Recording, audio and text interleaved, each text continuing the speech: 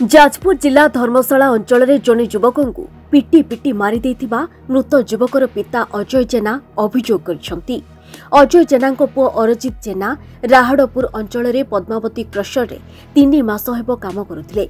सेठारे टंका कारबार रे एपट सेपट करिथिबा अभियोग रे तांकु क्रशर किछि कर्मचारी भयंकर माड़ मारिथिले।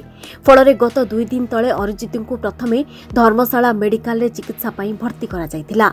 अवस्था गुरुतर हेबारु तांकु काली कटक मेडिकल को स्थानांतर करा जायतिला। गतकाली राति रे सेठारे तांकर मृत्यु होईछि।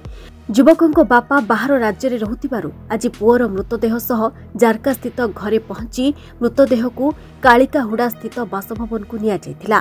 घटना रे संपृक्त थिबा दोषी मानक उपरे कठोर कार्यानुष्ठान ग्रहण कराजिबा नै परिवार पक्षरु दाबी होईछि। घटनास्थल रे धर्मशाला पुलिस, जेनापुर पुलिस और ब्रह्मबरदा पुलिस पहुंची तदंत आरंभ करिसंती। सेठी से कहया कथा जे आपन को पिला चोरी करिछि भल करिछि मद करिछि जदि मो पिला चोरी करिथिला ताले से माने मते इन्फॉर्मेशन दैथांते किबा पुलिस की हैंडओवर करथांते से सब किछि करि नांती। तेणु मो पिला को गत 26 तारिख रु पिटापिटी करी एकदम सत्यानाश करि दैथि। दाबी वर्तमान मु कोन करी मोर पिला जेतले चली जाय जे मो मुंड वर्तमान स्थिर नाही।